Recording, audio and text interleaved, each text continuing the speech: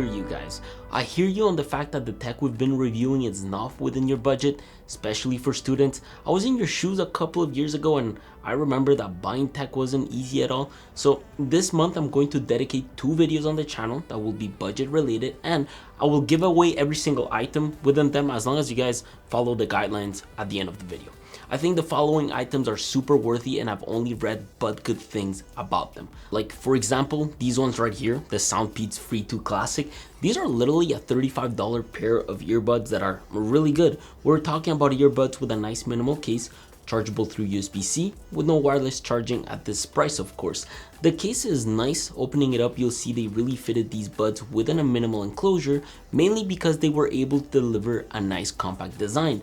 I do have to say these are great for all sorts of ears, and I say all sorts because I'm one of those that can't fit most earbuds. These do pair well with spin fit grips in case the ones that come within the packaging don't fit you. On my end, I haven't experienced any sort of fatigue or pain when wearing these with the stock grips, especially when laying down on a pillow or so. They are great for things like everyday tasks, the gym, but nothing that involves too much water. Like at IPX5 rated, I would avoid getting anywhere near water. Battery life is good. Like if you rock these at say 80% volume, you can get a solid 7 hours worth of use.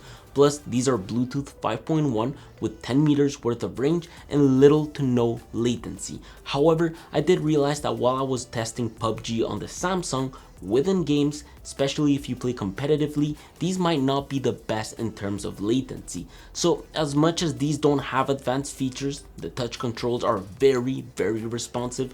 I believe that the reason why is because the sensors take most of the cover plate on the earbuds themselves, so accidental touches can happen. The touch controls deliver single tap use, double tap, triple tap, and a long press, all gestures that allow you to turn your volume up or down, switch the track forward and back, play and pause, and even answer calls. They do get very loud. I think between 80 and 85% is where it starts to get a bit too loud. Definitely the type of earbuds for volume junkies, especially because sound quality is really good. I think the nice thing about these is mainly the bass. It has a nice kick and punch when listening to rap and hip hop. The mids definitely need a bit of work, but remember these are 35 bucks. Really hard to beat. I think Reddit is very much preaching these a lot. Another device that's being preached is the Orochi V2. I think it's the 3rd time I bring this on the channel, but this is an unbeatable mouse. I actually own both colorways and recently I swapped the cover plates because it looks sick.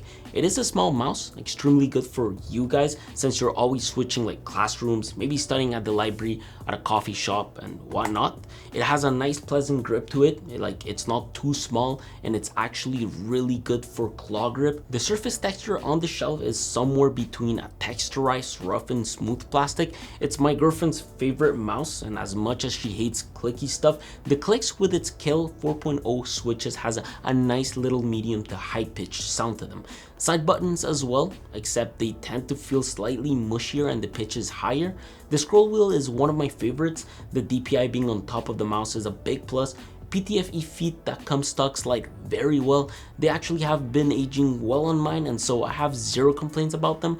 I also have zero complaints about the forward sensor, meaning that the positioning of this 18K optical sensor allows you to be a bit more precise with your cursor. Like the movements feel a bit more natural. So if you're a student that games, you know that this can be really awesome. Just as awesome as the fact that you can either rock this via Bluetooth or a 2.4 GHz dongle that lives in the body itself, so you'll pretty much never lose this. I do recommend you use this via Bluetooth for low energy consumption with AA batteries, but look, if you are thinking of gaming, then just power it up with AAAs and use the dongle. If this is also a mouse that you'll be using within your main setup, you might want to pair that up with this $62 keyboard. Keychron makes really nice keyboards for the price, and the K6 is like their entry level budget board. This here is a compact 65% keyboard with a 68 keys layout. Mine is in plastic, but you can order the aluminum version with a hot swappable PCB. The board has a couple of adjustable rubber feet to change the angle, charges via USB-C. delivers a Mac or PC layout functionality, and can be used via Bluetooth or wired mode. If you do end up keeping this budget, note that the plastic frame makes this a lot lighter and portable. Like, you can just throw this in your bag and bring it with you. And since it supports up to 3 different Bluetooth devices, you really don't need to bring the USB-C cable around most of the time. Connecting your devices is as simple as pressing FN1 plus Q, for example, and switching between them is as simple as pressing FN1 plus Q, W, or E. From what I've been able to test, Bluetooth has been mediocre on this though. Like, if you have other wireless connections, it might not be the best, so that's when you need the cable. Battery life though is really good. Because I have a white LED backlight, this board can last for like 3 weeks or so, provided you use it like around 6 to 8 hours a day. I will say backlighting is not the best, as it is not the strongest, and the keycaps do fade out a lot of that lighting. Look, price does go up if you opt for RGB, the aluminum body, and even a hot swappable PCB. I remember when I was a student, all I wanted was a nice mechanical keyboard with decent backlighting and good battery life, and that's what you get with this. Especially since stock, the ABT keycaps are pretty sharp, and the Gatoron red switches on this setup feel and sound pretty good. But if you don't like ABT, you can always try PBT keycaps. These tend to be a lot less common, but they usually are higher quality than ABS. A lot of people prefer these PBT since ABS is literally the cheapest keycaps out there. PBT also shines less over time. They don't discolor over time as well. They are thicker, produce a deeper sound, much more robust plastic. So I pretty much went with a $21 set from Bojian. These are yellow and black keycaps. I thought they would look nice on this build, so I actually wanted to match the black and yellow style. There's about 150 keys in this set, so you can be sure that your whole board will be filled up. However, before switching the stock caps, please take a picture of the layout, mainly because these PBT keycaps don't have the same labels as the ABS stock ones. This is just to make sure you remember where something like your Bluetooth switcher keys are. So make sure you take a picture of the stock layout, and you also swap that ugly stock USB-C cord. Something I did at the condo on my girlfriend's desk, and I brought the same brand back into this video because it's been such a solid alternative when it comes to budget coiled cables. Gunham Joe makes really cool custom coiled USB-C cables for around $25. I have the white one at home, but this time I bought the black one. They do deliver all sorts of colors, which is nice, but because I wanted to stay within theme, I went with this black one. The sleeve nylon ages well, the reverse coil is solid, so you can make sure it stays like so for a long time, and the metal aviation connectors don't feel as cheap as I thought they would. It is a pretty long cable at around 6 inches long, but I will say stretching this out to be a bit malleable is sort of hard. Like, the nylon tends to be pretty firm and it doesn't take the shape you like to give it, but for the price it's a very solid alternative compared to my glorious gaming cable.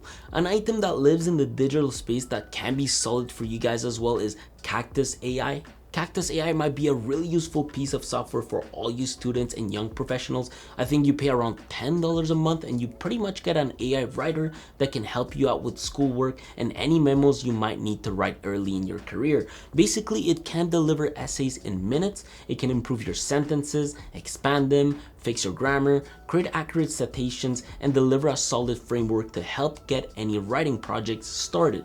But more than that, they can help out with your coding exercises. You can ask, I don't know, Python, JavaScript, Java, pretty much whatever language they support to do simple things like create a function that finds the odd elements in an array, or better yet, ask JavaScript how to connect to a server from scratch. The same thing can be done in their math interpreter with their advanced calculator, and you can really treat this whole platform as a hub for your assignments and your studying.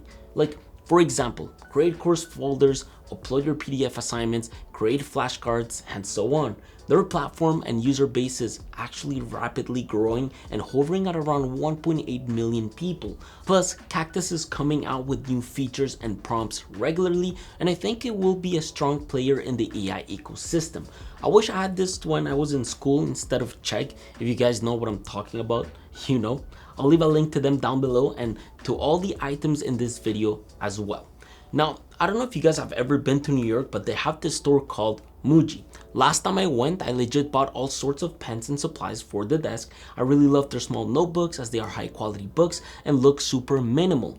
I just recently bought their handy shredder online. I didn't see this one at the store, but when I saw it online, I knew I had to have it. I shred all kinds of things, and both of my shredders, the one I have at home and the one I have in the studio, together cost about like $200. So for like $20, I find it cool that you can shred anything anywhere you are. It literally is a portable hand crank shredder made in Japan. It has a nice glossy white plastic to it, really doesn't feel cheap at all, and it's really satisfying to shred up to 2 sheets of paper at once.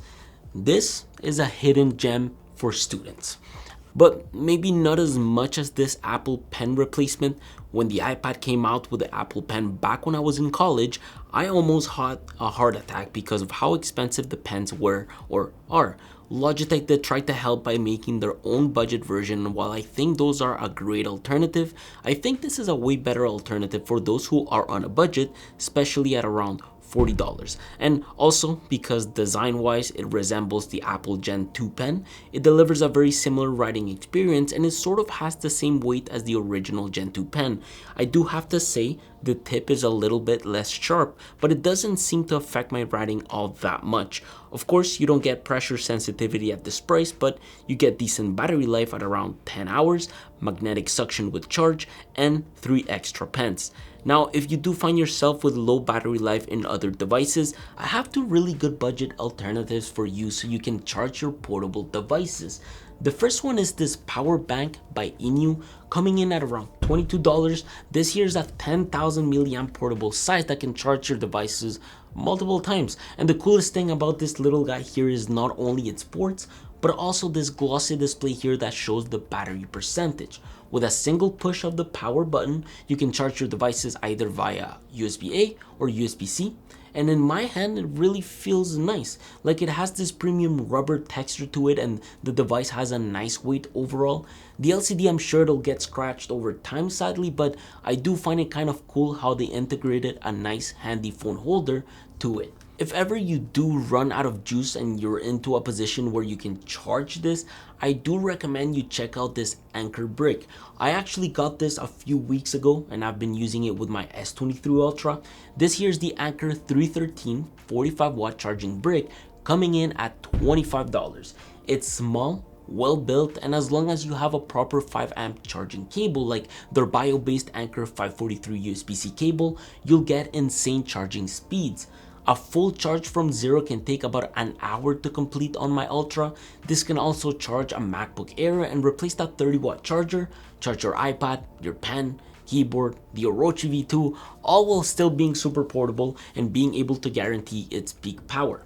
Last item I thought was worth getting is this multifunctional compact cable car case for $15. I do have to say, material wise it's on the cheaper side, like the case feels extremely cheap and very plasticky.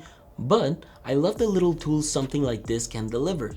That includes 4 USB data adapters, a Type-C cable that supports PD 65 watt charging with data transmission speeds of up to 480 megabytes per second, a couple of SIM card storage compartments, and also a TF card compartment. I do have to say the USB-C cable isn't the longest at 22 inches, but it gets the job done either way. For students that study abroad, I do think it can be a super valuable kit to carry around, especially for the price. I think that we averaged probably around $30 to $40 for this episode, maybe less than that. The most expensive items was definitely the keyboard, but it's such a joy to use. If you guys would like to win all of these items, make sure you follow me on Instagram, subscribe to the channel, smash the like button, and comment down below what you are currently studying. I owe you guys more of these episodes, I know, and I've got another one coming up in a couple of weeks. I do, however, have our S23 Ultra camera settings video next week. I'll show you how I adjust my settings and how I take my pictures as well as edit them to make them look awesome. Stay tuned for that video. I will see you all guys soon. Take care, and I hope one of you guys win.